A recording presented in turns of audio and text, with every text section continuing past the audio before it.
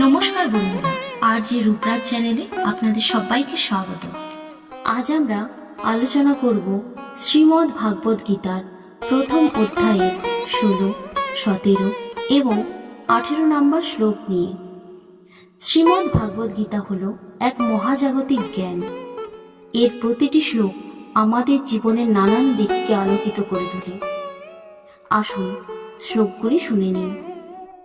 শ্লোক 16। অনন্ত বিজয়ং রাজা কুন্তীপুত্র যুধিষ্ঠিরঃ নকুলঃ সহদেবশ্চ সুঘোষমানি পুষ্পকৌ। অর্থাৎ কুন্তীপুত্র মহারাজ যুধিষ্ঠির, যিনি ধর্মের প্রতীক, তার যুদ্ধের শঙ্খের নাম ছিল অনন্ত বিজয়। নকুল এবং সহদেব, যারা ছিল পাণ্ডবদের যমজ ভাই, তাদের শঙ্খের নাম ছিল সুঘোষ এবং মণিপুষ্পক। শ্লোক 17।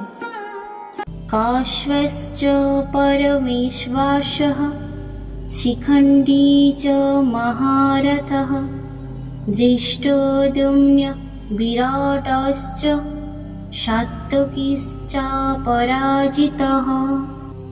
শ্লোক 18। দ্রুপদো দ্রৌপদেয়শ্চ সর্বশঃ পৃথিবীপতে সৌভদ্রশ্চ মহাবাহু শঙ্খানো দধ্মু পৃথক পৃথক। 17 এবং 18 এই দুই শ্লোকের অর্থ একত্রে। সঞ্জয় রাজা ধৃতরাষ্ট্রকে বললেন, হে রাজন, মহাধনুর্ধর কাশীরাজ, মহারথ শিখণ্ডী, দৃষ্টদ্যুম্ন, বিরাট রাজ ও অজেয় সাত্যকী এবং দ্রুপদ রাজ, দ্রৌপদীর পঞ্চপুত্র ও মহাবলশালী অভিমন্যু পৃথক পৃথক স্ব স্ব শঙ্খধ্বনি করিলেন। তাৎপর্য: এই শ্লোকগুলিতে মহাভারতের যুদ্ধক্ষেত্রে উপস্থিত বিভিন্ন বীর যোদ্ধার শঙ্খ বাজানোর দৃশ্য বর্ণিত হয়েছে। তারা প্রত্যেকে আলাদা আলাদা শঙ্খধ্বনি করে যুদ্ধের সূচনা করার সংকেত দেন। কাশীরাজ, শিখণ্ডী, দৃষ্টদ্যুম্ন, সাত্যকী, দ্রুপদ, দ্রৌপদীর পুত্র এবং অভিমন্যু, এরা প্রত্যেকেই পাণ্ডব পক্ষের প্রতাপশালী যোদ্ধা। এই যোদ্ধাদের মধ্যে প্রতিটি চরিত্রের বিশেষ বৈশিষ্ট্য রয়েছে। কাশীরাজ ছিলেন মহাধনুর্ধর, অর্থাৎ তিনি ছিলেন শ্রেষ্ঠ তীরন্দাজ। শিখণ্ডী ছিলেন মহারথী, যিনি একসঙ্গে বহু শত্রুর বিরুদ্ধে যুদ্ধ করতে পারতেন। দৃষ্টদ্যুম্ন, তিনি ছিলেন দ্রুপদের পুত্র, যিনি দ্রৌপদীর ভাই এবং যুদ্ধে ছিলেন অত্যন্ত গুরুত্বপূর্ণ। সাত্যকী, তিনি ছিলেন অপরাজেয় বীর।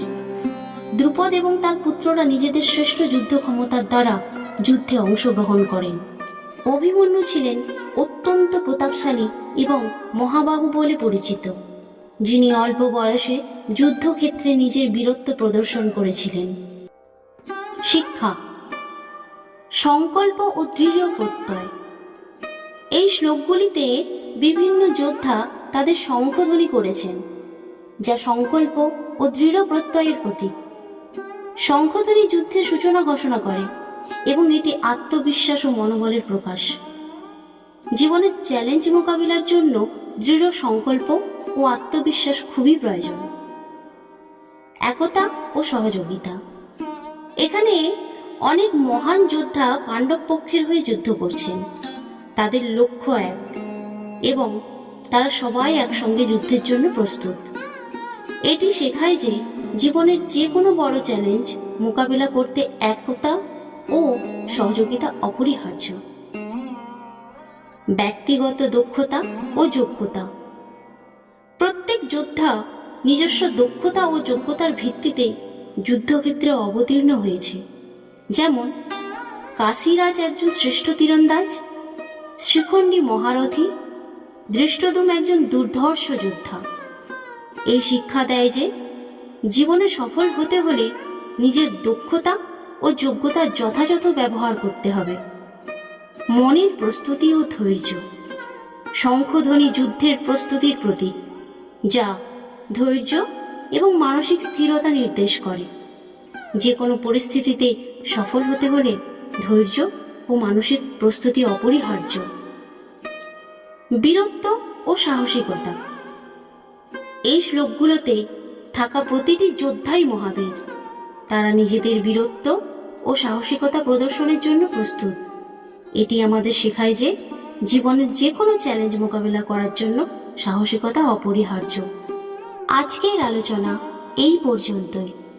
পরবর্তী শ্লোক ও তার তাৎপর্য শোনার জন্য আপনারা আমাদের চ্যানেলটি সাবস্ক্রাইব করে পাশে থাকা বেল আইকনটি প্রেস করুন, যাতে আমাদের ভিডিও আপলোড হওয়ার সঙ্গে সঙ্গে আপনাদের কাছে নোটিফিকেশন চলে যায়। আর আমাদের ভিডিওটি যদি আপনাদের ভালো লেগে থাকে তাহলে ভিডিওটিকে লাইক করে শেয়ার করে দেবেন। আপনাদের সাপোর্ট আমাদের অনুপ্রাণিত করবে। রাধে রাধে।